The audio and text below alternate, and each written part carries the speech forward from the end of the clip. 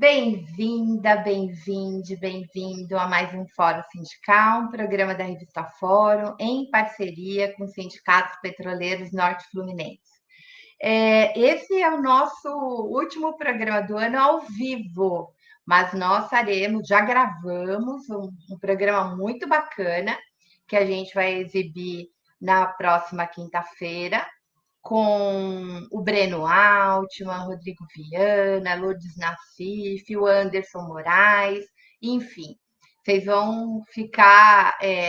Vai ser uma espécie de continuidade desse programa hoje, que a gente vai falar muito da esquerda brasileira, da formação da esquerda brasileira, da formação da classe trabalhadora, né? Eu estava ouvindo o Felipe Santa Cruz falando da enorme necessidade, a gente vai para um ano eleitoral, né? E a esquerda só não pode ir para a base só no ano eleitoral. A gente tem que tensionar, a gente tem que criar e mudar a correlação de forças, né? A gente não pode admitir mais um congresso como aquele, câmeras completamente desqualificadas, nós precisamos mudar. Então, eu trouxe dois especialistas aqui para a gente debater isso, né? Como é que a gente sai? Vocês se lembram no programa passado a inveja que deu, né? Da gente ter aquelas duas chinesas que 1 milhão de militantes vão para o campo fazer o que fazem, moram lá e dialogam com a população. É isso aí, Patrícia, vamos dar like. José Senac, bem-vindo, bem-vinda Maria Eustáquia, bem-vindo todo mundo que está aqui. Aproveitando que a Patrícia querida já me recepcionou dessa maneira bacanuda, pessoal, vocês precisam ir no portal da Fórum. A Fórum tem notícias assim o tempo inteiro e com uma abordagem diferente da grande mídia. Então, visitem a revistafórum.com.br. Vocês precisam nos ajudar, nos apoiar. A gente está aqui. Como é que se apoia? Se apoia acessando o site, se apoia distribuindo o link do nosso canal, curtindo para aumentar a visibilidade. Vocês apoiam também financeiramente, com Superchat, Super Stick, com o Pix que está aí em cima. E a gente está indo para o terceiro episódio do golpe contra Lula, né? O ato 18, golpe contra Lula, o documentário do Asenha. Então, a gente está precisando que vocês ajudem a gente a financiar esse terceiro e último episódio desse documentário tão importante, histórico, né? Que conta o 8 de janeiro, mostrando que o 8 de janeiro não nasceu no 8 de janeiro, né? Ele foi coordenado.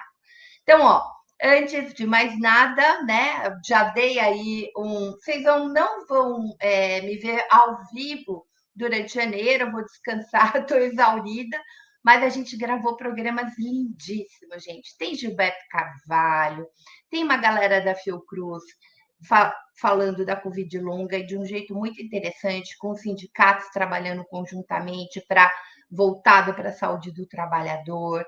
Tem a Sheili, a gente vai conversar sobre a defesa da infância contra a violência na internet, uma educação sexual desde a infância.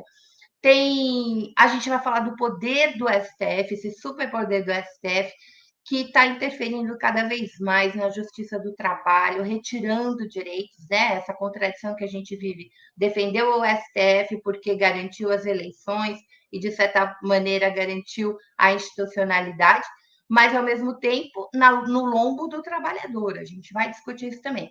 Então, tem programas muito bacanas, vocês nos visitem, e a partir de janeiro a gente vai mudar de horário. A gente vai para quarta-feira, às 20 horas, viu? Então, vão espalhando por aí a notícia para a gente ter companhia. Eu preciso que o Ademar conecte a câmera e o fone, porque a gente não está vendo. Mas eu já estou vendo a Rosane Bertotti. Sobe a Rosane, Gui. Traz a minha companheira de luta para cá. Bem-vinda, Rosane. Tudo bem?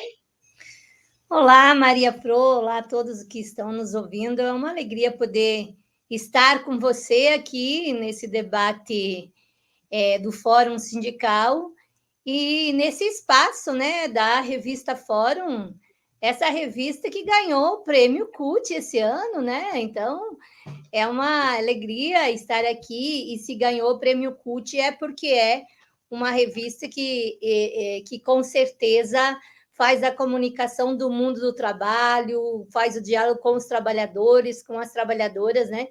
E é uma alegria estar com vocês aqui nesse finalzinho de 2023, onde a gente batalhou muito, lutou muito, resistimos muito, esperançamos muito, né? E como diz o programa de hoje, vamos continuar esperançando, né, na organização e na luta em 2024. E também uma alegria estar aqui com o Bogo, né, esse pensador, filósofo catarinense, vizinho, que mora aqui do lado, ali para as bandas de Quilombo, né?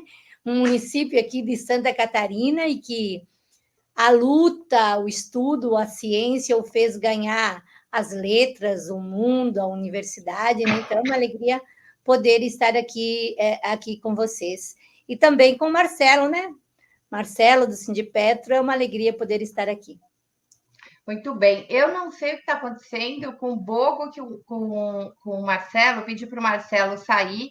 Bogo, se você não está conseguindo abrir a câmera e o microfone, sai e entra novamente. Deu algum problema aí na conexão.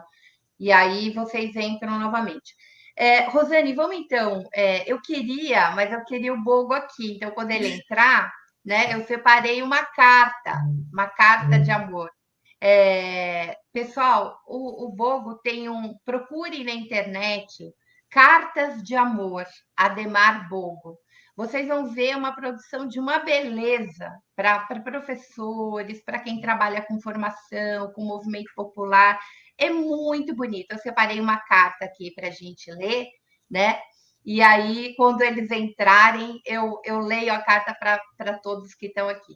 Rô, eu queria que você fizesse, nosso programa hoje vai refletir muito sobre formação, sobre esse reencantamento, porque o que a gente está percebendo, né? Nós tivemos uma luta gigante aí. Golpe, Lava Jato, prisão do presidente Lula, eleição do inelegível, pandemia, e os movimentos sociais, e também a CUT e a esquerda, tiveram, né? Sofremos derrotas terríveis, mas a gente se reorganizou. É muito impressionante que em 7 anos a gente tenha conseguido retornar ao jogo político eleitoral. Mas a gente derrotou nas urnas o Bolsonaro, a gente não derrotou o fascismo. Então, assim, eu queria que você fizesse uma análise do ponto de vista sindical mesmo, do ponto de vista da agricultora familiar que você é e da formação que você, do berço, né, que você vem das comunidades de base. Faça um breve balanço aí do que você acha que foi vitorioso, do que a gente fez na CUT, que teve uma incidência importante, e aquilo que a gente precisa melhorar. Eu queria que você fizesse a análise, o nosso balanço hoje no nosso campo, no campo da esquerda, mais que no governo Lula, porque, assim, quando a gente olha o governo Lula, claro que a gente está melhor. Claro que a gente está melhor, e o governo Lula começa com 8 de janeiro, aquela coisa enlouquecida, né? Porque a gente está com fascista, a gente está com fascista na rua, a gente, pela primeira vez, a gente tem uma direita organizada e com massa, né? Como é que a gente enfrenta isso? Porque a gente também tem um Congresso que todos os dias vota contra a gente. A gente tem um STF que, nas questões trabalhistas, vota contra a gente. Então, como é que a gente amplia a nossa correlação de forças e qual o papel que você acha que o movimento sindical tem nisso? Bom, estava aqui prestando atenção na sua fala e pensando qual fio condutor eu puxava, qual fio que eu vou, digamos assim, desenrolar. E um pouco antes de a gente estar aqui no programa, eu estava vendo a retrospectiva da CUT dos 40 anos, né? Acho que a Ademar Bogo conseguiu entrar agora. Dos 40 anos, mas mais focando na retrospectiva deste ano. Mas eu comecei a viajar um pouco na história. Tudo bom, Ademar? Tudo bom, e vocês? Tudo bem, tudo bem. Bem-vindo, deu certo. Tem um probleminha aqui. Agora só falta o Marcelo, que também tinha entrado e a câmera parou. Ele está tentando voltar. Eu pedi, passei o contato do Marcelo, que para você tenta ajudá-lo a entrar. Desculpa, Tá. Rosane. Não, imagina. Então, olhando os 40 anos da CUT, eu poderia olhar assim que a esquerda que se organiza e que se organiza em movimento, que se organiza em partido político, que se organiza de diversas formas, estão mais ou menos nessa faixa, 39, 40, 41, 42, mais ou menos nessa faixa de tempo, né? E foi vivendo toda essa transformação que o Brasil viveu, né? Foi vivendo toda a transformação da ditadura, a possibilidade da democracia, vivendo a eleição, as eleições que Lula concorreu e não se elegeu, as eleições que Lula e Dilma se elegeram, Bolsonaro e Lula novamente, né? Então, eu fico olhando um pouco assim, que eu acho que não dá para a gente fazer uma análise só do momento, mas sim olhar um pouco esses anos quando que se constituiu essa esquerda dessas lideranças. E essa esquerda, ela sempre era baseada no debate da formação política, de você ganhar mentes e corações, de você sonhar com as pessoas, de você fazer com que as pessoas sonhassem com você e que, a partir desses sonhos, se idealizasse novas possibilidades.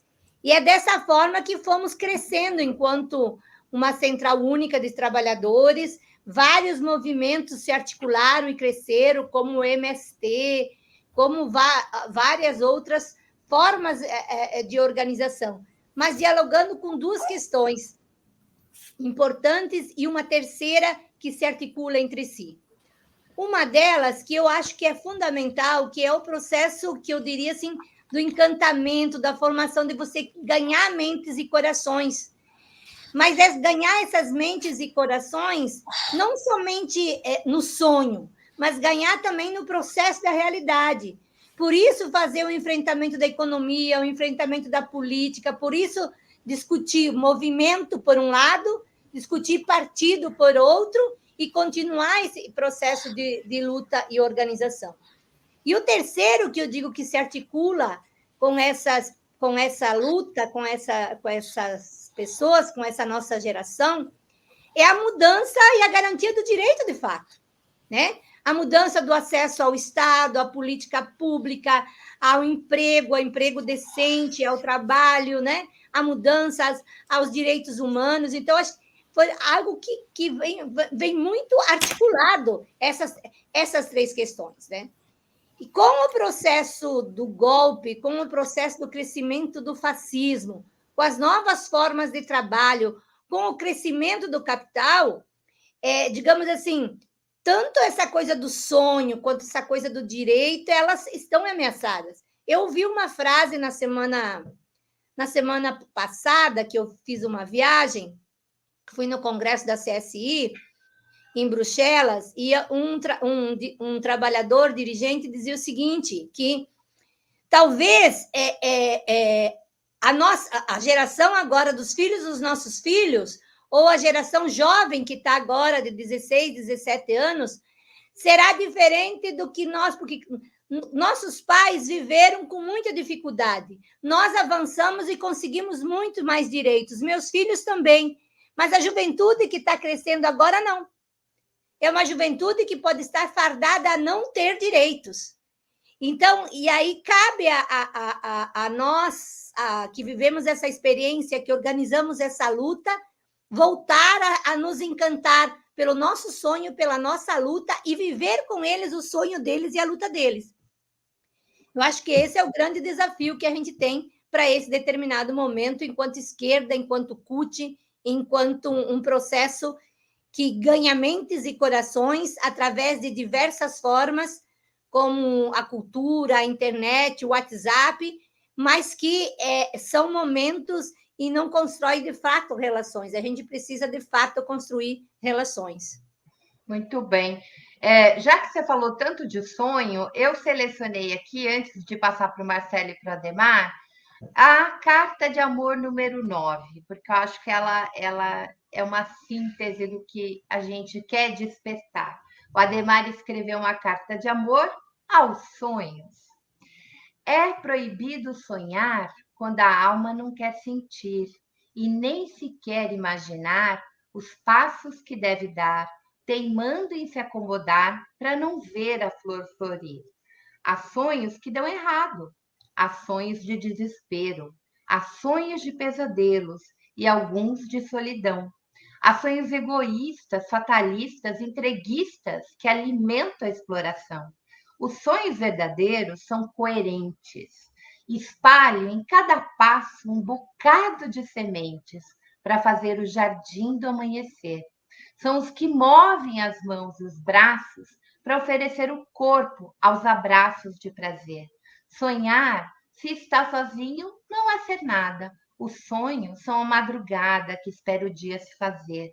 Pesadelo não existe para quem sonha ao lado de alguém que também sonha, que não se envergonha de sonhar com outro alguém, que busca o mesmo destino com o menino chama mãe.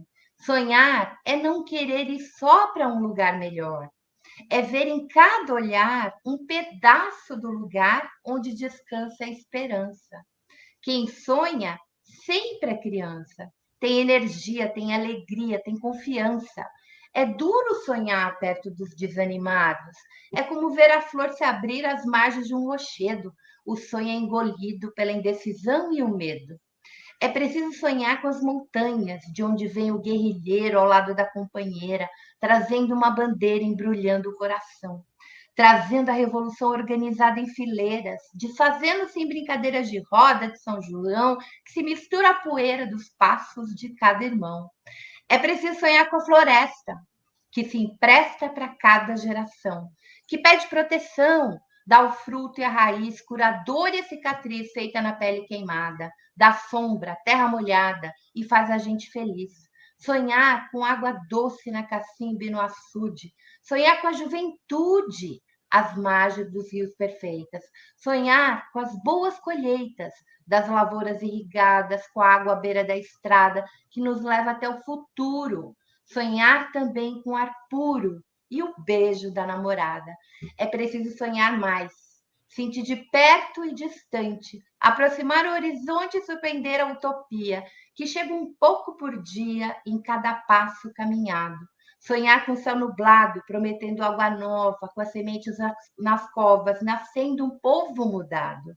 Sonhar com os passarinhos, cantando sobre as escolas, sonhar com jogo de bola, com dança, cantoria, sonhar com alegria que se dá até de esmola, sonhar com muitos valores, com uma nova cultura e também com a ternura e a generosidade, com a solidariedade na palma da mão aberta, calma, colchão e coberta em uma mesa com fartura.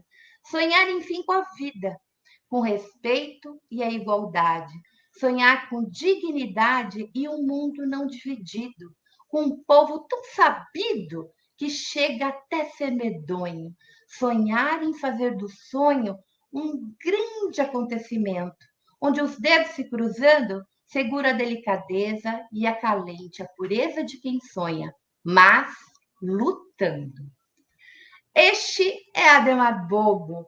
Olha que coisa maravilhosa, assim, que enche o coração da gente, essa utopia que move a gente para a luta, que faz a gente esperançar, não ficar esperando a coisa melhorar, mas é criar condições, criar correlação de força. Ademar Bogo, venha para a nossa roda. Eu fiz esse desafio para a Rosane, eu acho que ela entrou bem entrando, né? Chegando, porque ela nos desafia isso. A gente precisa trazer a juventude, a gente precisa dialogar com os mesmos sonhos, a gente precisa esperançar. Né? O neoliberalismo tira até isso, tira a coletividade, tira esse monte de coisa. Então, eu quero que você também faça o balanço.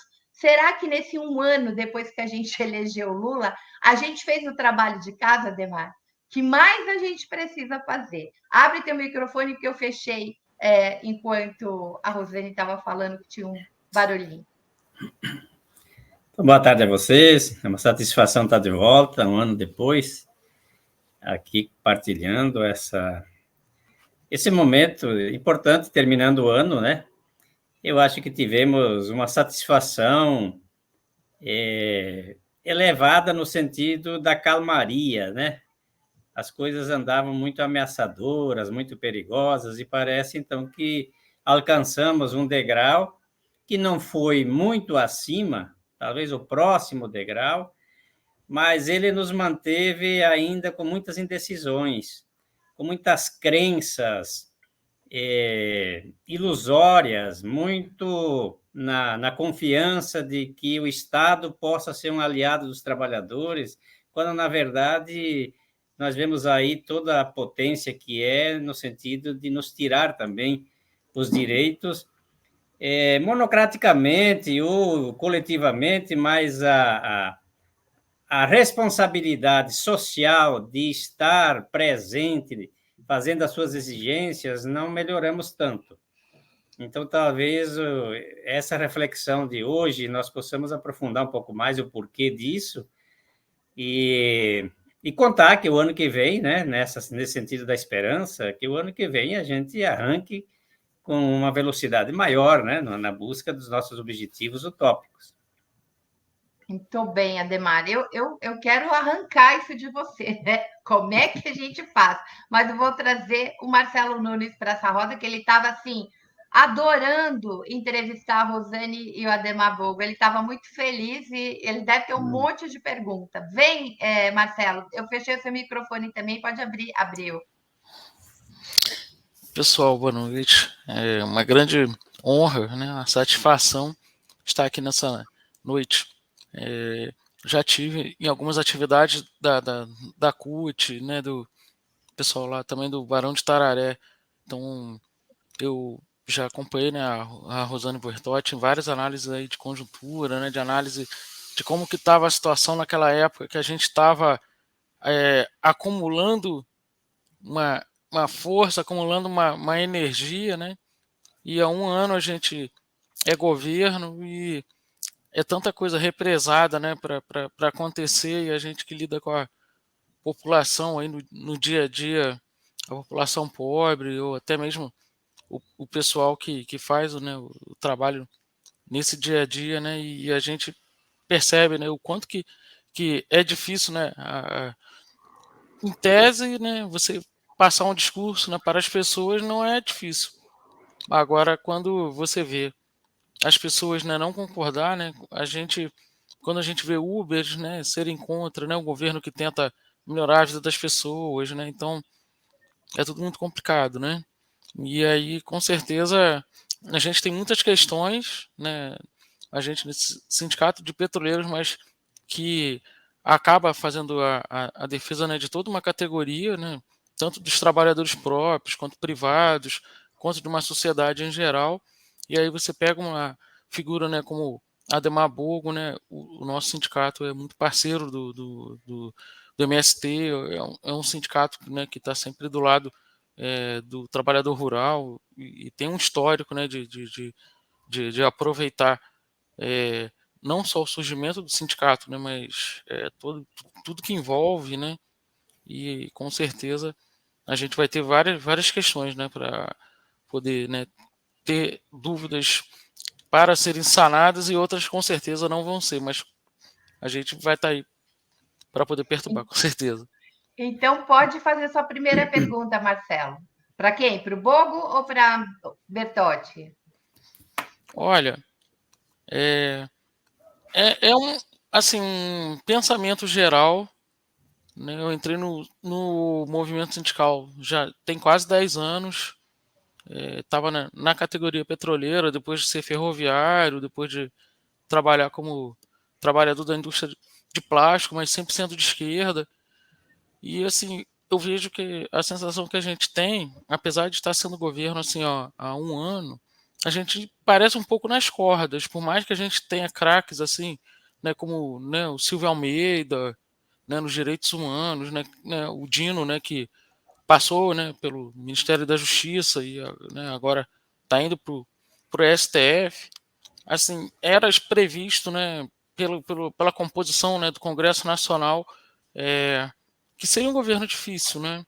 Mas a sensação que parece, assim, pelo menos para a gente que trabalha, eu sou da comunicação aqui do sindicato, né?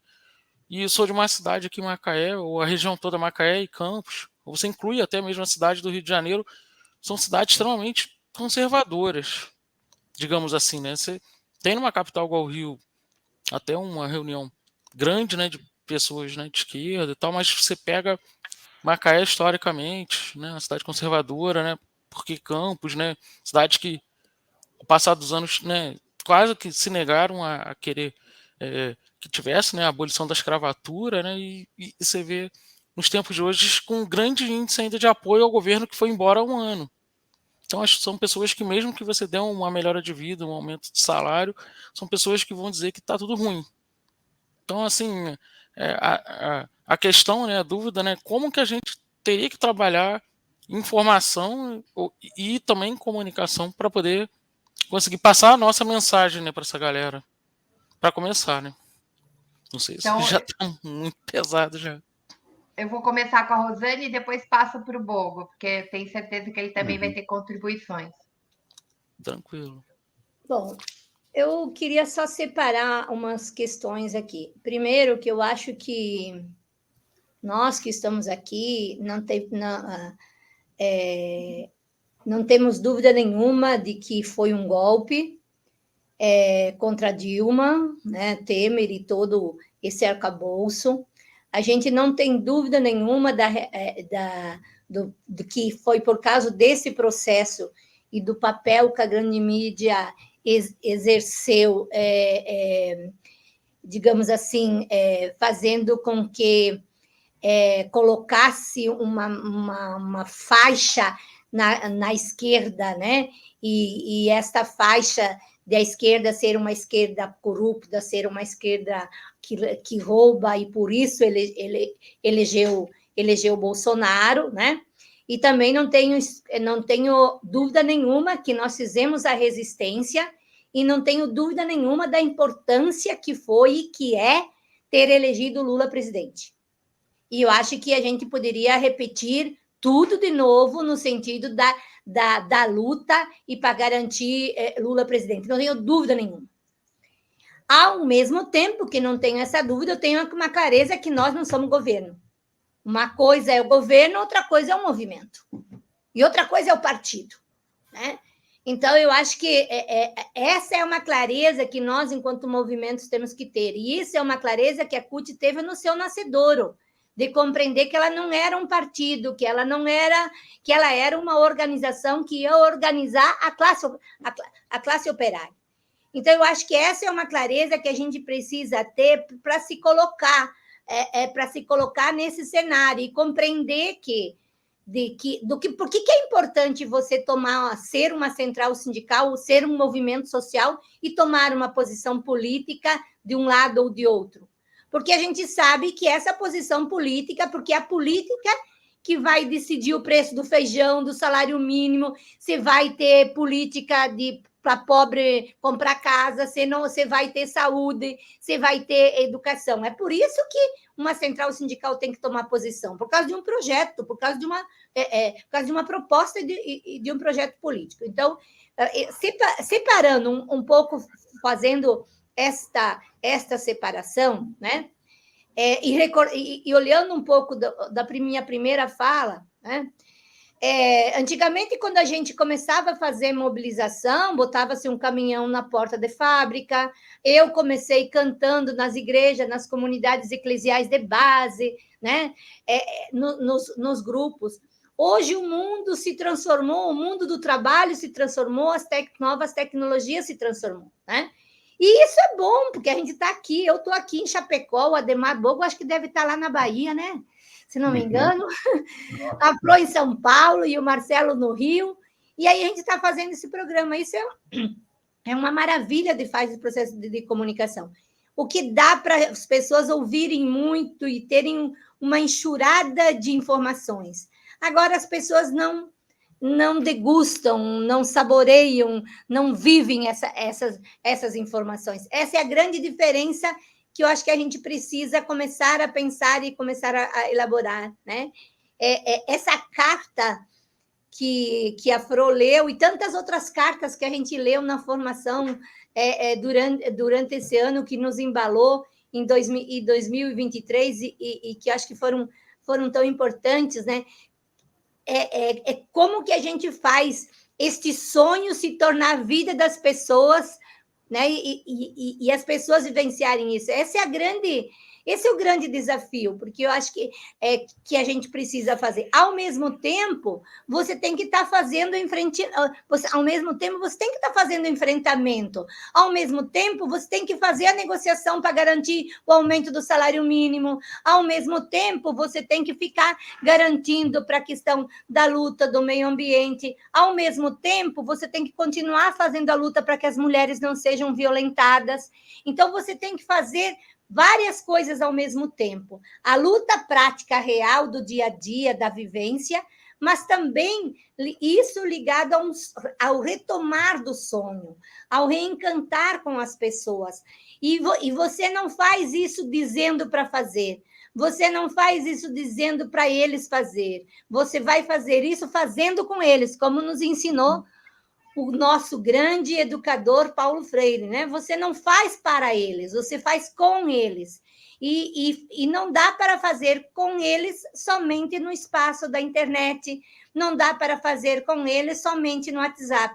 Para você fazer com eles, você tem que estar na periferia, vocês têm que estar nos bairros, vocês têm que estar no espaço da onde as pessoas estão para dialogar com as pessoas e construir com eles e a partir deles. Então, acho que esse, para mim, é uma grande necessidade que a gente precisa fazer. E defender a pauta, que é importante, da luta do mundo do trabalho, e defender aquilo que está correto no governo, e levar esse outro, e ao mesmo tempo, fazer enfrentamento do combate ao fascismo, né? Do combate à extrema-direita, mas também fazendo enfrentamento para dentro do governo, colocando a pauta, levando a pauta da classe trabalhadora, a pauta daquilo que a gente quer, porque não é possível, por exemplo, você garantir, se você quer um Estado indutor do desenvolvimento, se você quer um Estado garantidor do direito, você tem que mexer nas metas fiscais desse governo, que nas propostas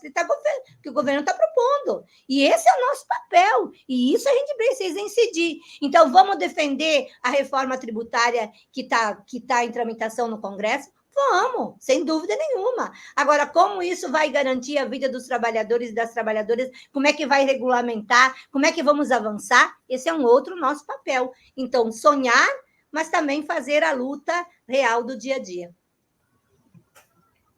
Não é fácil, né? Por isso que as pessoas estão exauridas. O Adhemar diz assim: a gente vem nos 7 anos de luta e resistência, mas agora a gente tem que recuperar, né, minha gente? Agora tem um problema, Adhemar, eu queria te colocar na roda por aí.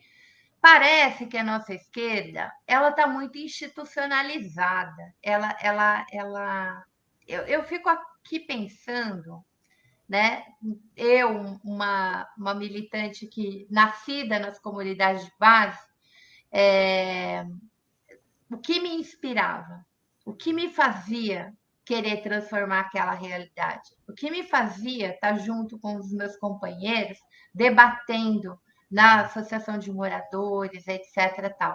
Tinha um sonho ali, né? Tinha tinha algo que me movia. A nossa esquerda, ela está defendendo o STF, ela está aplaudindo o Lira, depois que o Lira deixou aquela palhaçada acontecer ontem no Congresso, né? E sequer deu um pito. A nossa esquerda defende, enfim, a institucionalidade. Está faltando utopia para essa esquerda? Cadê o socialismo dessa esquerda? Cadê o horizonte? Muito bem, é importante isso também que a Rosane falou e a pergunta do Marcelo, eu quero contemplar essas várias... E a sua posição agora, mais provocativa, mas veja que eu também quero provocar, não no sentido ofensivo, mas no sentido do diálogo. E faço aqui justamente esse diferenciador. Nós temos uma bifurcação histórica, que dá para dizer aí que começou aí no início desse milênio, é uma coisa relacionada a governo e outra coisa relacionada a organizações de classe, né? Parece que são os entraves que nós hoje não conseguimos sair deles. Em termos de governo, muito brevemente, eu quero ter, e sempre tenho uma posição e sempre escrevo nessa linha. Eu acho que o grande desastre nosso foi o processo eleitoral. Foi sair da ditadura militar e acreditar que a institucionalidade nos daria de volta tudo que nos tinham tirado. E, acima desse processo, nós avançaríamos para essa utopia de um socialismo muito mal definido, acho, em todos os tempos. Aí nós tivemos brigas no sentido, e adjetivações, o socialismo democrático, etc., e perdemos, de fato, o conteúdo de uma proposta estratégica.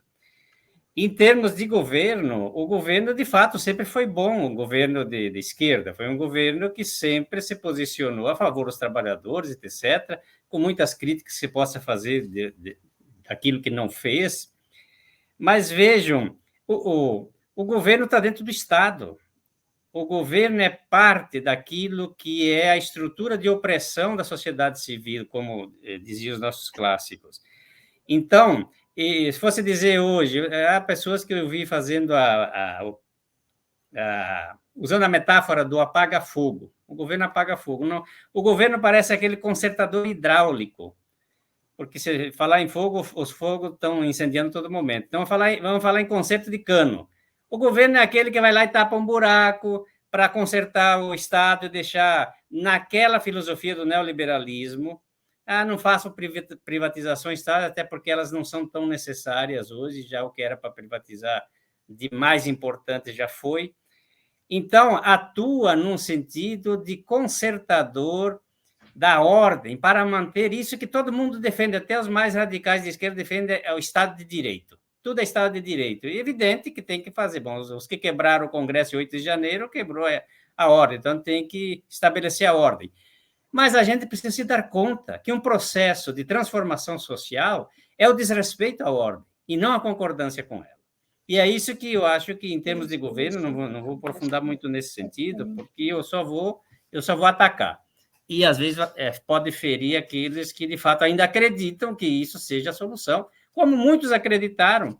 Lideranças que hoje você diz de esquerda vieram dos movimentos sociais, do movimento sindical, e entraram nesse processo e se entregaram a ele. E por isso defende para nunca mais sair de lá. E eu não vejo que alguém tenha vontade de dar um passo atrás ou sair fora desse caminho. Do ponto de vista das nossas organizações, vejam que nós tivemos, como disse Rosane, uma mudança na estrutura da sociedade. Mudanças estruturais profundas, com a tecnologia. Eu que lido com agricultura, então no campo houve uma transformação profundíssima, as pessoas foram substituídas pelas máquinas, a tecnologia avança, etc., a genética, a informática atua hoje com muita liberdade. E nós temos as nossas organizações que vieram da década de 80, tanto o PT, quanto a CUT, quanto o Movimento Sem Terra e outros movimentos mais antigos. Ocorre que nós aprendemos a fazer política de protesto contra o regime ditatorial. Nós queríamos a democratização do Brasil, depois a Constituição, etc., e fomos entrando nessas pautas republicanas, nessas pautas de assistência dentro da própria ordem. E a nossa força, com essas contradições da evolução tecnológica, nós tivemos, de certa maneira, uma dispersão da classe, da organização de classe. E não conseguimos mais reconstruí-la com aquela força que tinha. Então, nós hoje temos classe, onde estamos organizados, constituímos classe, mas nós temos uma imensidão de pessoas que estão fora da classe social. E que essas estruturas nossas organizativas não alcançam essas pessoas. Elas não trazem para dentro da luta com essas reivindicações nossas, com os métodos nossos de trabalho. e, por outro lado, não surgem outras organizações que possam suplantar aquilo que o PT fez com os partidos comunistas quando criou o PT. Os trabalhadores, os operários não quiseram os partidos já criados, criaram o seu. Hoje, eu pergunto se as nossas organizações ainda respondem pelos desafios atuais, ou se não é o momento da sociedade se reorganizar e dar uma resposta, suplantando isso que nós fizemos tão bem, mas que hoje é insuficiente. E quebrar no meio essa relação entre organização de classe e estrutura governamental. Porque se nós quisermos suplantar a hegemonia dominante, segundo o Gramsci, só tem um caminho, é criar a contra-hegemonia, e não entrar na hegemonia dominante, como se está fazendo. Nós não vamos fazer transformação dentro do Estado, nós precisamos agir contra o Estado, precisamos agir contra a ordem. E, para isso, precisam organizações de tipos capazes de fazerem isso. Eu acho que as nossas organizações elas estão cansadas, elas perderam muito a força que tinham, o vigor que tinham, não se desfizeram, não se corromperam, mas não tem mais o vigor e nem a utopia que tínhamos na década de 80 e 90 para incendiar agora essa nova onda que levaria a gente, então, à realização de uma transformação social que é o fundamental para superar o capitalismo e o Estado capitalista. Ademar, uma coisa que eu venho observando nas eleições, e as contradições elas são tão gigantes, saindo do Brasil. Você olha na Argentina, 74% dos jovens elegeram Milei. 74%. Agora, nos Estados Unidos, você tem uma parcela grande da juventude apoiando o Trump, porque o Trump é contra porque o Biden apoiou Israel. E eles estão achando que o genocídio não tem cabimento, mas eles estão apoiando Trump por causa desse isolacionismo.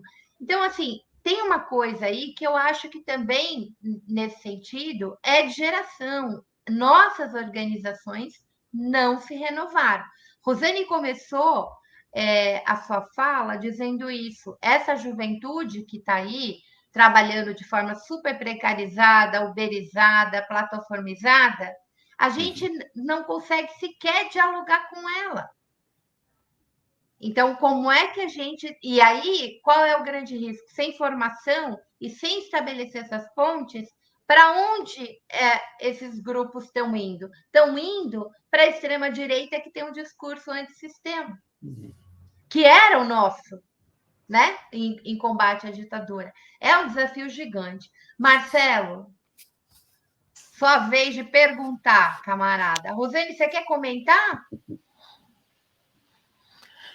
Não, realmente assim, a gente pode dar o exemplo mesmo do Sindicato dos Petroleiros, né? A gente, cada vez mais, a gente proporcionalmente representa uma quantidade menor do conjunto dos trabalhadores da atividade fim. Por mais que, né, agora, né, o governo que entrou tenham concursos, mas as privatizações seguem avançando, né, por vários motivos, que já estava, né? A gente pega a nossa categoria extremamente legalista, né? O pessoal só faz a greve, né, se tiver devidamente com aviso da greve, né, publicado, né, com todo mundo devidamente avisado. E aí hoje quem é uma pessoa assim, né, revolucionária, porque mudaria o status de hoje, é quem está mesmo sendo trabalhador de aplicativo, aquele trabalhador, né, precarizado, que hoje é a grande parte da massa, né? Você vê que teve uma mudança considerável pelo advento da tecnologia, né? Não podemos deixar, né? Beleza, a gente consegue, né, pedir um alimento, né, pelo celular, era uma coisa impensável 20 anos atrás, né? Só que, e aí, quem que está fazendo o serviço? A nossa central, né, as outras mesmo que sejam, a gente não consegue dialogar com essa galera. E mesmo que a gente ofereça, a gente fez uma experiência ali em Campos de oferecer internet gratuita, né, para o pessoal, principalmente, né, a galera que entrega, né, que ficava largado para o pessoal usar lá em Campos gratuitamente internet, Wi-Fi e tal, mas o pessoal é super arredio para o trabalho sindical, super arredio da gente panfletar, da gente fazer pesquisa, fazer qualquer coisa que diga assim, olha, não, tenta lutar com a gente para você pelo menos ter uma carteira assinada, uma condição de trabalho menor. Aí eles, não, vocês são comunistas, vocês são vermelhos, vocês são PT. Aí tem essa fuga mesmo. Marcelo, abaixa um pouco sua câmera, a gente quase não está te vendo. Melhorou? Pronto, melhorou. Você tem uma pergunta? Era mais esse comentário mesmo. Tá bom. Eu queria que a gente fosse para o segundo bloco, que é pensar 2024, mas pensar de uma maneira que, assim, já está ficando muito cansativo a gente, o tempo inteiro, dizer que tem que ir para a base em período eleitoral, né? Ir para a base de 4 em 4 anos. Quando a gente pensa 2024, é o grande, já é quase 2026, né? É o grande termômetro, porque é onde acontece a política pública, é onde acontece o problema, né? E a gente, nisso que a gente vem conversando, o PT fazendo seu aliancismo, né? Às vezes, gente, com bolsonarista. Volto a insistir, não está na hora da gente tensionar mais, da gente fazer esse debate mais propositivo no sentido de que, escuta, a gente é diferente dessa turma aí, a gente quer outra coisa. Mirar no nosso sonho, assim, porque as derrotas, o que a gente está conseguindo ver? Você não tem. A direita ganha, é verdade, mas ela não entrega. Aí vem a esquerda toda amarrada, toda nas cordas, né? Porque o neoliberalismo tomou conta de tudo. Faz como? Como é que a gente mobiliza de fato para fazer esse debate e tensionar, gente? Porque, assim, se a gente não faz isso, quando é que a gente vai criar correlação de força? É um pouco essa minha provocação. Porque correlação de força a gente cria. Ela não brota de geração espontânea, ela brota do nosso trabalho formativo, ou não. Como é que a gente faz isso? Quando a gente faz isso e como é que a gente faz isso? Vou deixar a Rosane começar, depois eu passo para a Ademar. Bom, eu estava aqui ouvindo com atenção essa leitura que o Bogo estava fazendo e que você complementa do antissistema, de você construir uma contra-hegemonia, né? Uma vez eu participei de um debate e, de uma certa forma, eu fui perguntada sobre isso. E a gente não vai dormir hoje e amanhã a gente vai acordar e o mundo que a gente sonha, ou da contra-hegemonia, a gente pode construir um mundo. A gente é dentro desse mundo que nós vamos estar vivendo. É como a gente brinca, que a gente tem que trocar os pneus com o cara andando, né? Então, não tem como a gente achar que a gente vai construir uma contra-hegemonia se a gente também não fizer o enfrentamento da estrutura do Estado, da estrutura das organizações vigentes neste mundo, neste capitalismo que nós estamos vivendo. Porque é isso que gira a vida, é isso que gira a economia, com que faz a gente viver. A gente não consegue pegar e sair daqui e dizer, bom, nós vamos pegar agora uma cidade da Bahia, uma cidade do Rio de Janeiro ou Santa Catarina, e aqui nós vamos viver um mundo diferente e isso vai ser o exemplo. Isso não é real, né? Isso não é real. Então, eu volto a dizer o que eu falei um pouco na primeira fala, né? Você não faz as coisas na estratosfera. Você não diz agora é uma coisa, agora é outra. Tudo, as coisas são concomitantes. Então, acho que essas são questões, para mim, que são fundamentais. Acho que o 2024 ele tem, digamos assim, dois viés. para mim, é o viés da luta e da organização, de a gente tentar fazer muita mobilização, fazer caminhada, ir a Brasília, fazer negociação, colocar a pauta do Brasil que a gente quer, do trabalho decente, dos direitos humanos. Então, acho que esse é uma luta importante. Por outro lado, 2024 é o momento das eleições municipais, aonde a luta se dá lá no dia a dia, lá na comunidade, no vereador, no prefeito, né? Nesta relação. Então, eu acho que a gente precisa casar essa luta maior com essa luta local. Né? Se a gente conseguisse fazer esse casamento da luta maior com a luta local, é a grande sacada, é a grande estratégia, né?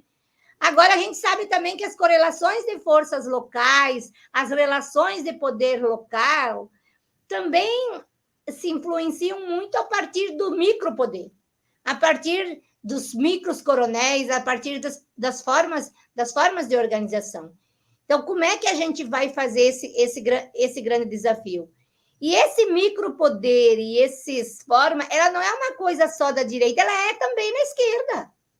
A esquerda também tem seus micropoderes, também tem seus coronéis, também tem seus grandes guarda-chuvas que se enraizam dentro e você tem dificuldade de crescer, porque a esquerda também se institucionalizou, que por um lado é bom, porque avança, porque ganha prefeituras, ganha governo, hoje somos presidente do Brasil. Mas, por outro lado, perde o reencantar e o processo da esperança. Então, para mim, a grande sacada é como a gente consegue fazer a luta local nessa luta do desafio maior da sociedade que a gente quer, para compreender que o município, por exemplo, de Entre Rios, aqui em Santa Catarina, que é um dos menores municípios do estado, onde tem um índice de desenvolvimento humano, um dos desenvolvimentos mais do estado de Santa Catarina, com certeza mais baixo, mas está ligado a um índice de desenvolvimento de vários municípios do Brasil, né? E que essa realidade desse pequeno município tem a ver com um debate e uma estrutura maior, para mim, essa seria a grande sacada e a estratégia do campo da esquerda falando essas coisas. Então, acho que essa é uma questão importante. A outra coisa, a gente precisa compreender que também, tudo bem que quando você tem uma eleição de caráter nacional, a gente vai pegar a diferença do que faz a grande São Paulo, por exemplo, com Santa Catarina, né? em termos de número. Mas as eleições municipais, a grande massa de eleições municipais são de municípios pequenos, abaixo de 30, 40 mil habitantes. Ali é onde que se dá a relação do micropoder, e que se somando, vai se dando uma relação, uma maior relação. Então, como é que você pensa a política para cidades, uma metrópole como São Paulo, como Rio de Janeiro, mas você pensa que tem cidades com 500 mil, mas você tem que compreender que tem cidades com 20 mil, 30 mil, 10 mil habitantes e que ali se relaciona um espaço de micropoder. Então, é importante a gente pensar esse projeto maior ligado a essas ações locais. Para mim, esse seria uma grande sacada para a esquerda nas eleições de 2024, articuladas com várias lutas e mobilizações e marchas da classe trabalhadora, feiras, movimentos, organizações de diversas formas de movimento. Ademar? Uhum. Veja, tem bastante elementos, e eu acho que é importante considerarmos, sem descolarmos daquela reflexão primeira.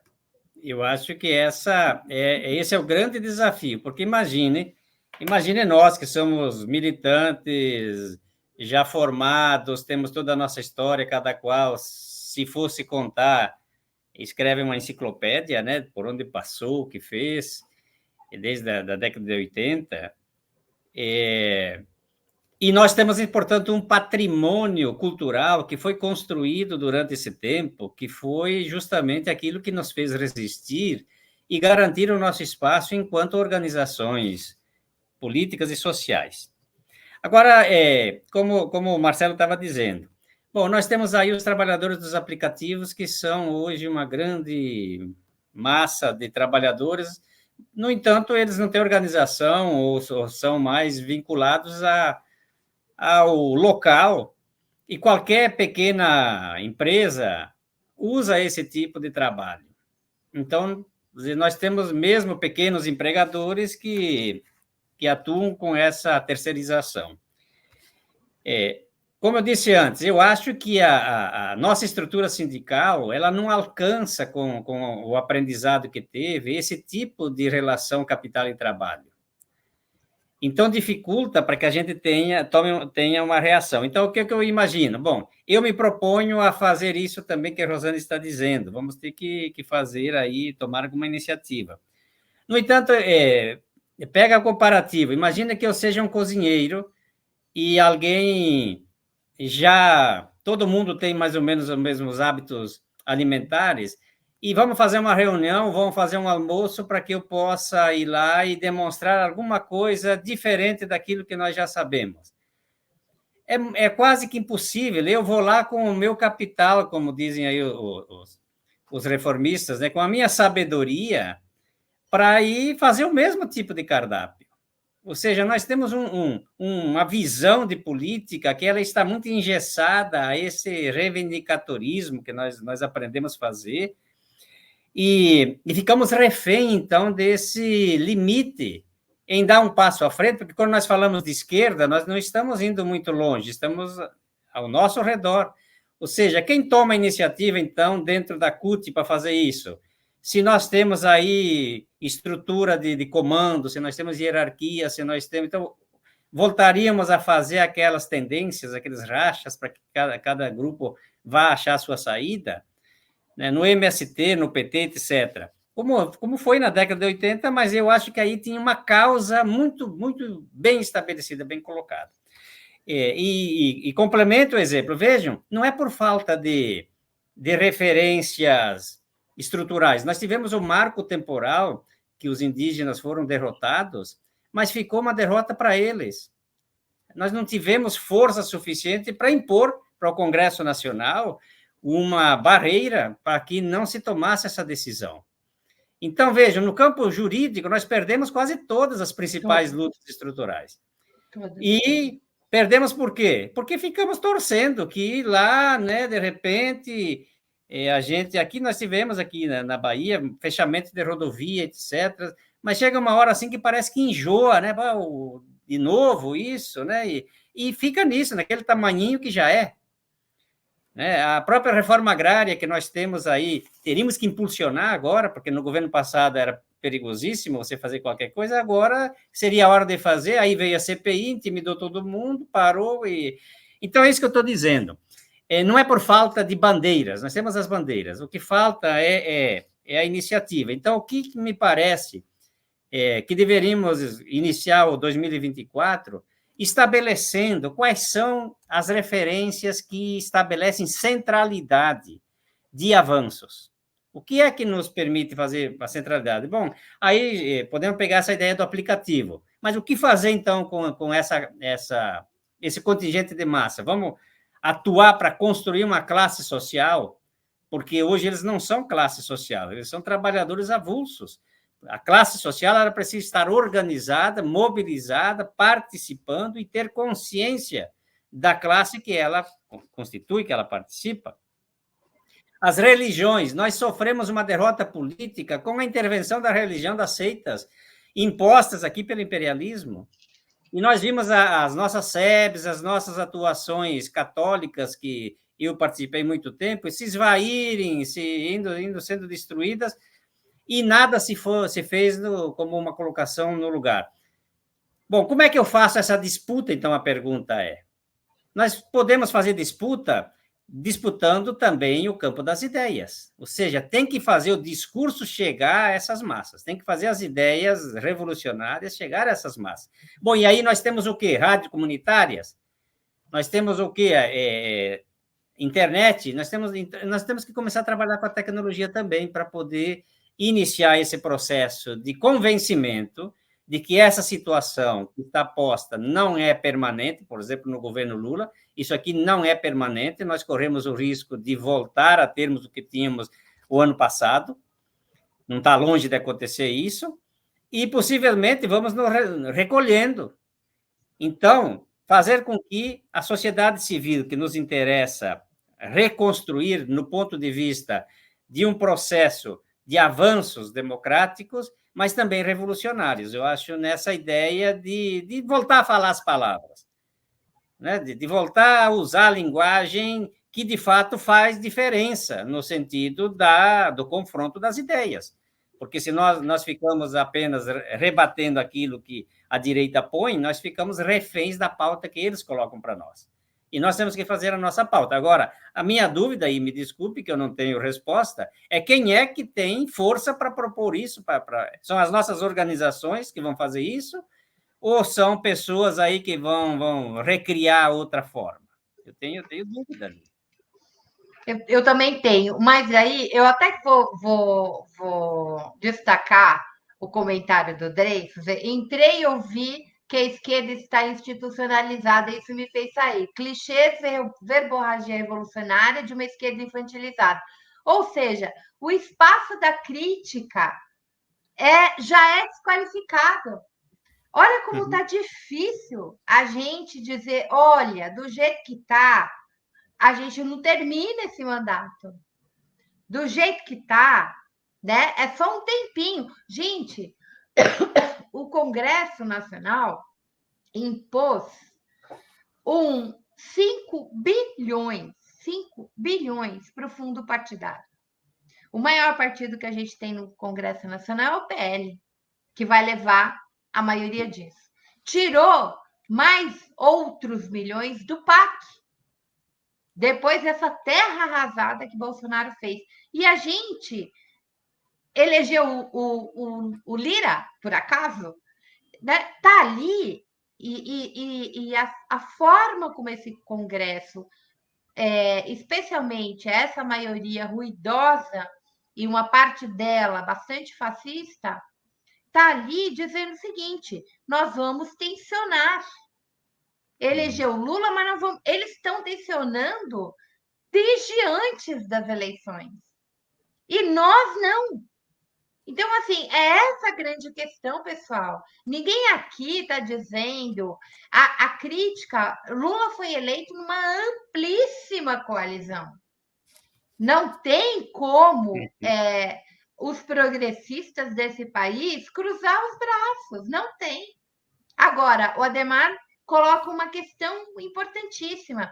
Quem é que vai fazer isso? Quem é que tem legitimidade? Quem é que vai apontar aí para a utopia? Porque, olha, gente, se o PT agisse como o Fred está dizendo aqui, lá na década de 80, o PT, nas primeiras eleições, tinha quanto por cento dos votos? Tinha nem 2%. Né? Não tem como você... O que a gente fez com o ascenso da classe trabalhadora? A gente criou e mudou correlação de forças. Mas isso só se faz se a gente se movimenta e se tem um horizonte. Qual que é o nosso horizonte? Então, é um pouco essas provocações que eu queria trazer também aqui para a nossa galera do chat, que está assim, né? Não pode... A gente fez isso em 2013, minha gente. A gente tinha medo, inclusive, de ir para a rua. Dizia que era só Black Bloc que estava na rua. Não entendeu as ruas e deixou a rua ser capturada. A direita tomou gosto e não saiu mais da rua. Então, assim, a gente precisa, né, ir para o cantinho pensar. É um pouco isso que eu estou provocando aqui. E é claro, eu não sou completamente maluca, eu sei da conjuntura, claro que eu sei. Mas o que a gente cedeu? A gente cedeu tanto e teve golpe. Porque a gente não negocia com essa galera. Eles vão até um ponto.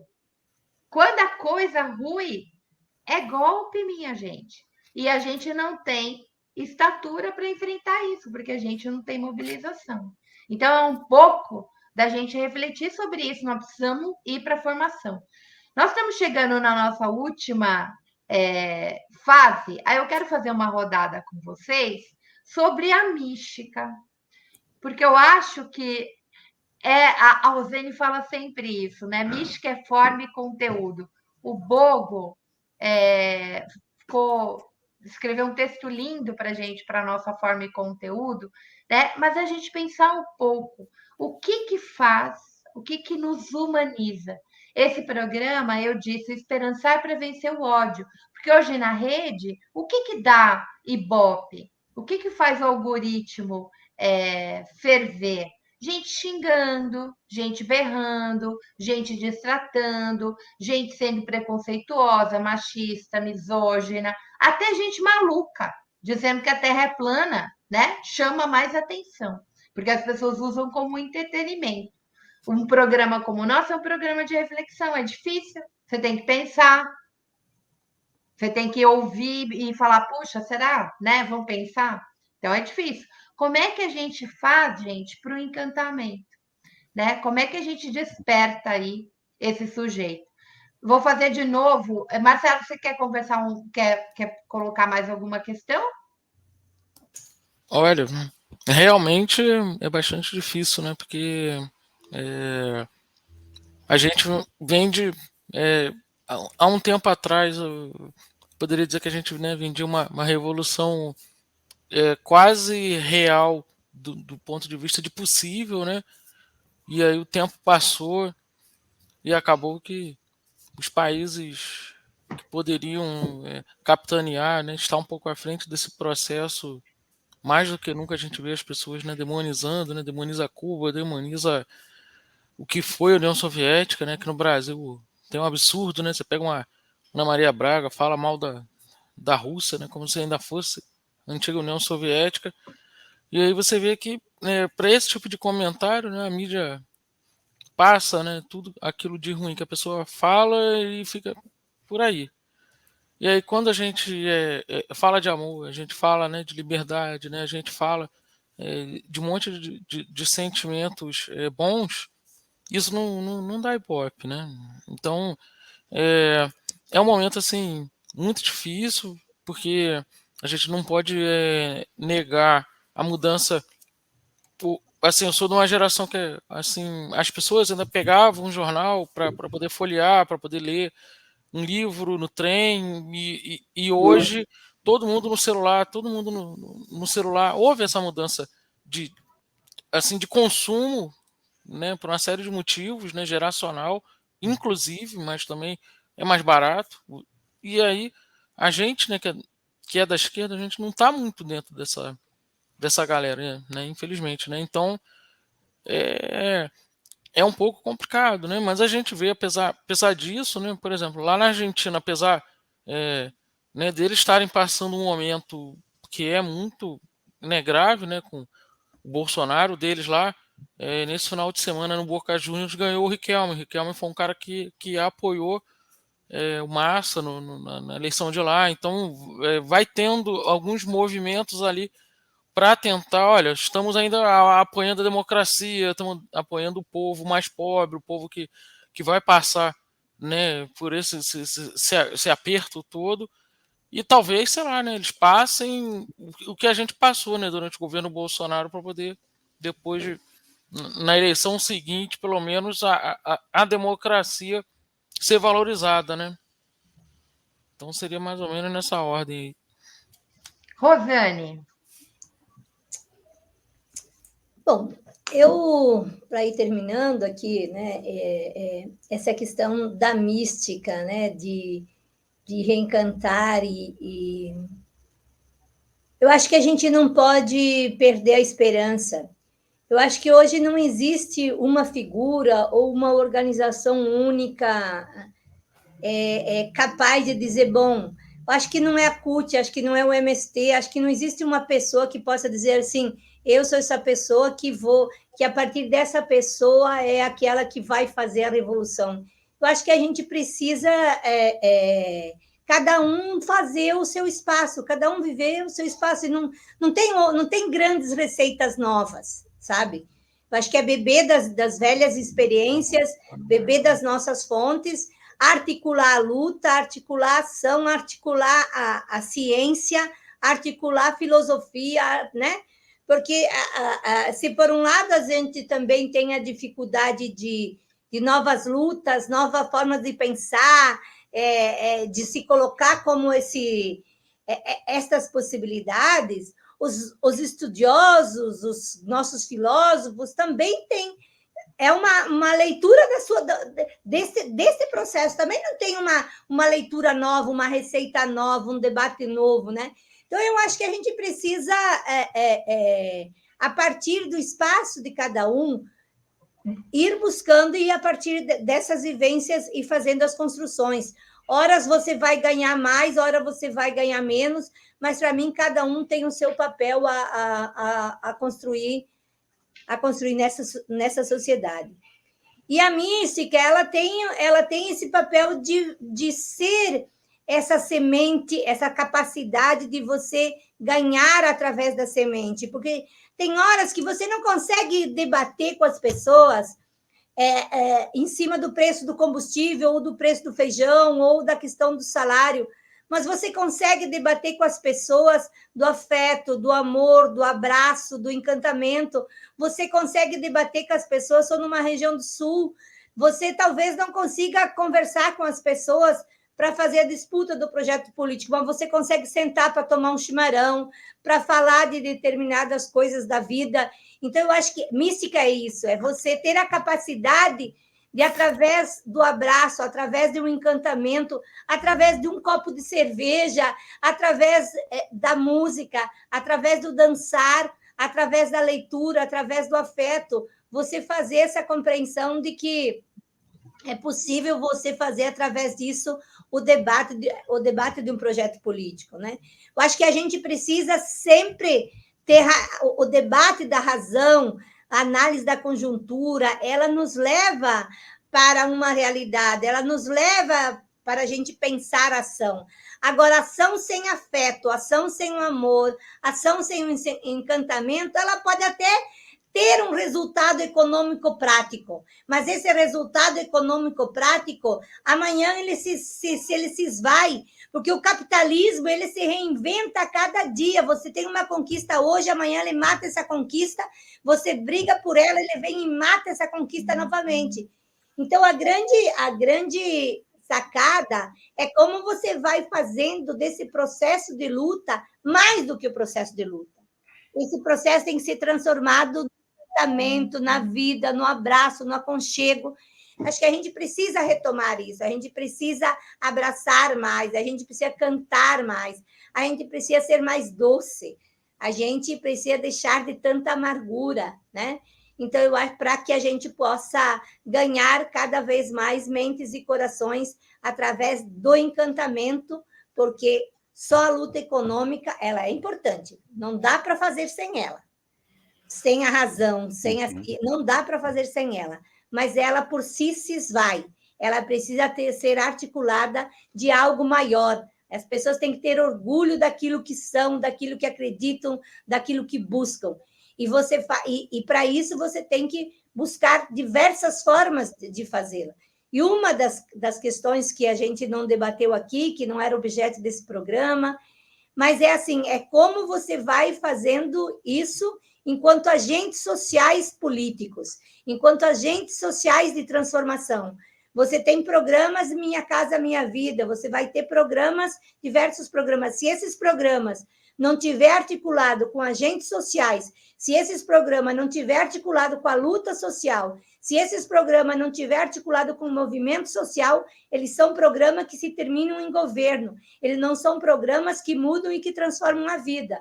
Essa é a grande sacada, é como você faz fazendo o programa A Vida Econômica e a Luta Social e os agentes sociais transformando a sociedade.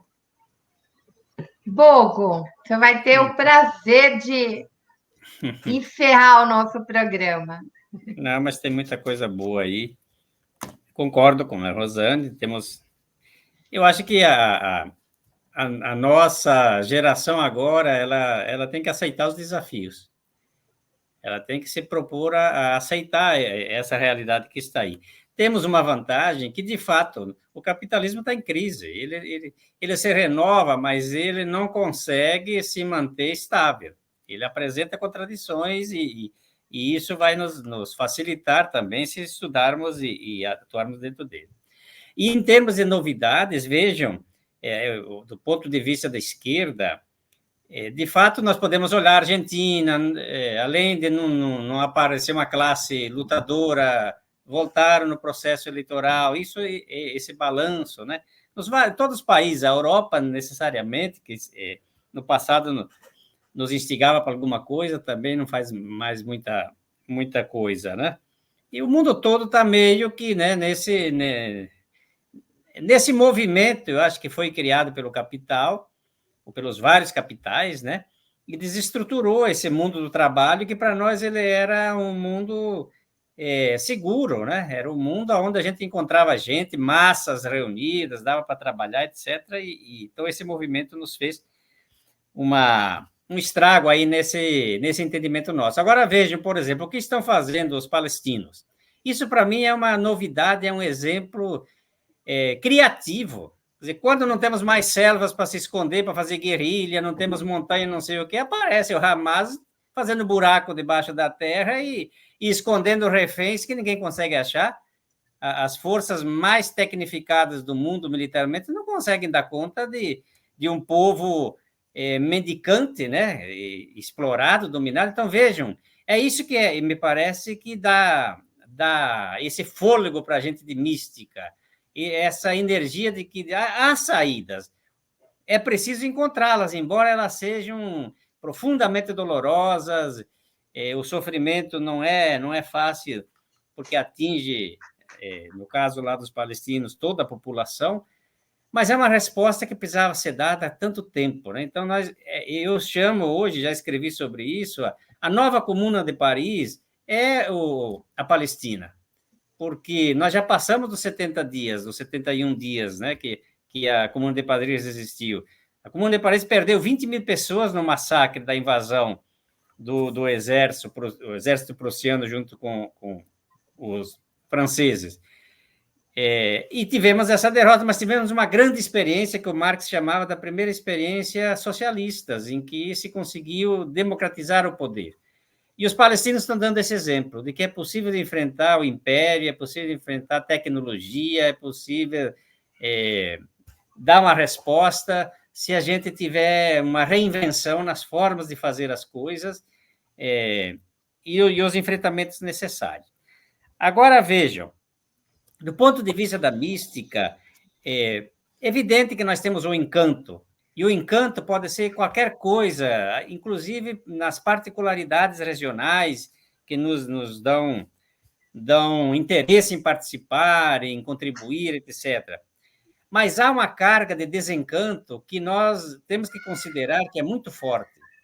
O desencanto na política, o desencanto nas soluções, e essa militância mais velha, essa militância que viveu, na verdade, os conflitos aí da ditadura militar e foi superando pela organização, tem debandado também de dar a sua contribuição para a afirmação de um outro projeto, porque esse que nós investimos, de fato, ele demonstra ir para o esgotamento, ele demonstra que, pelo processo eleitoral, nós não vamos fazer mais do que já estamos fazendo, vamos disputar, ganhar, perder, e é isso, é o jogo da legalidade. Então, esse desencanto, ele afeta também com a desesperança, muitas vezes, né? Nós temos a esperança, é isso que nós temos que ter, e eu dizia aí na carta, né, que vocês viram, você tem os dois lados, tem aqueles que fazem, tem aqueles que desfazem. E aqui a desesperança, ela vem pelas derrotas que a gente sofre, mas vem também pelos desvios. existem desvios que não se recuperam mais. Existem posições, existem conformações de convencimentos que a gente sempre sofre rebates. Você põe uma posição tipo essa, dá um passo à frente, tem 10 posições que dizem, não, mas quem sabe, a gente ainda tenta aqui, agora tem eleição municipal, etc. Então, isso, a mística, ela sofre com isso, porque as pessoas sentem que não são acolhidas para um processo de avanço, para uma causa única que puxe para frente. Você tem que enxergar alguma coisa mais adiante daquilo que é o nosso próximo passo. É que a gente tem que dar um esforço, uma corrida para poder chegar. E isso que a Rosane diz, eu acho muito bonito. Tem um filósofo chamado Gadamer, ele nos disse que nós precisamos ver o outro do outro. Nós, na nossa militância, nós vemos o outro. É você, é eu, é o colega, sentamos do lado, fazemos curso junto, mas dentro do outro tem um outro que a gente não consegue se conectar. Tem um outro sentimental, tem um outro apaixonado, tem um outro sofredor. Ou seja, a subjetividade humana, nós tivemos bastante dificuldades de criar e de trabalhar, e por isso formamos uma esquerda dura, uma esquerda racional, uma esquerda, não sei se for, dá para, boto entre aspas, o stalinista, mas uma esquerda que se preocupa só com a política. A política é essa da política mesmo, mas esquece todas as outras formas de consciência, que seja lá áreas do conhecimento, da economia, da ética, da ecologia, da religião, da cultura, etc., para que isso se torne, de fato, uma construção de seres humanos que aprendem fazendo o seu próprio ser. A ontologia do ser é a formação da nossa própria forma de ser. E aí sim, construir militantes que não se deixam abalar pelas derrotas. A mística é isso, é a garantia que eu tenho que eu posso recomeçar, mesmo que quase perdendo tudo. É bonito de ver, embora seja bonito, não sei se é a palavra certa, mas essas pessoas aqui, vocês aí passaram agora no Sul, pelas enchentes, mas eu acho tão interessante aquelas pessoas que vêm assim, a gente perdeu tudo, mas está vivo. A casa foi embora, os móveis foram embora, mas essa pessoa está aí dizendo, eu vou reconstruir, eu tenho força para fazer. Isso é a política também. O militante é aquele que não se entrega, ele tem algo a fazer, ele sabe que depende dele. Então, eu acho que isso é que nós temos que retomar nas nossas fileiras, nas escolas, nas igrejas, no partido, no sindicato, nos movimentos, é retomar isso para, pelo menos, uma parcela dessas forças se encarreguem agora de dar esse choque com muito respeito, com toda a tradição, mas que a gente possa apontar para o novo com as condições que hoje existem. Nós não podemos voltar lá atrás e dizer, não, mas temos que fazer os sindicatos de massa. Os companheiros aí do sindicato sabem. Lula falava com megafone na frente das fábricas. Hoje não adianta megafone, tu vai fazer o que lá na frente da fábrica? Não tem mais aquela massa de 100 mil pessoas para você fazer assembleias. Então, são outros tempos, são outros desafios. Nós temos que entrar nessa discussão, chamar a juventude para que, de fato, assuma o seu papel, e buscar aí a inovação nos nossos métodos e práticas, né? A formação ajuda muito, mas a formação sem ter uma causa a alcançar, ela não tem conteúdo para discutir. Ela repete aquilo que os clássicos já ensinaram, e nós precisamos estudar os clássicos, mas fazer também a nossa classificação de conteúdo e produção atualizada. Então, eu vejo um pouco de modo. Gente, a Nilda está dizendo aqui, o convidado está descrevendo o que eu sinto, eleições e nada de utopia, desencanto. Eu comecei com sonhos, com a carta aos sonhos, porque a gente é duro mesmo sonhar do lado dos desencantados, dos desanimados, né? A gente precisa se animar. E eu queria fazer esse último programa ao vivo assim, com gente aqui que tem o que dizer que nunca saiu da luta, nunca. Nunca, está sempre teimando, sempre lutando, sempre com o horizonte à vista. né? Sabe que tem problema, sabe que vai perder muitas vezes, mas não desiste. E é um pouco, e a gente não está sendo poliana, não. A gente está sendo realista, porque se a gente não fizer isso, a gente vai perder tudo, tudo mesmo, né? Então, para a gente não perder tudo, tudo, inclusive a esperança, a gente tem que continuar nessa batalha com um horizonte. Galeno dizia assim: para que serve a utopia? Serve para a gente caminhar para frente, serve para a gente se movimentar. E é um pouco isso que eu desejo para vocês. Eu quero que todo mundo aqui, quem é de Natal, celebre, abrace, né? Seja solidário. Tem muita gente ainda com fome neste país. Seja solidário. É o momento da solidariedade mais profunda que é o cristianismo, que é o nascer de Cristo, né? Mais que ir para shopping, comprar um monte de coisa, não sei o quê. Leva um prato de comida para o companheiro que está sem comida. E entre este ano, mirando no sonho que a gente tem ainda muita coisa, o capitalismo não é indestrutível. Tem 500 anos de história, minha gente, isso é nada na história da humanidade, nada, nada. E ele está assim porque ele está em crise, ele está enlouquecido. E é nessas horas que a gente tem que se fortalecer e ir para frente. Rosane, minha querida, um beijo enorme. Marcelo, beijo para você. Ademar, continuamos sonhando. Vou ler muitas cartas de amor nessas férias. Tá bom. E para todo mundo que nos acompanhou até agora, beijo imenso, minha gente. Acompanhe a gente. Olha, estou dizendo, o programa da próxima quinta-feira, que ainda estamos em dezembro, vale muito a pena. Ele é uma continuidade das reflexões que a gente está fazendo aqui. Breno Altman fez uma análise incrível. Rodrigo também fez uma análise de conjuntura muito boa. A gente fez também um olhar para a comunicação. Não deixem de ver. E a partir de janeiro a gente está toda quarta-feira às 20 horas. Beijo imenso, gente. Tchau. Tchau, Tchau, gente.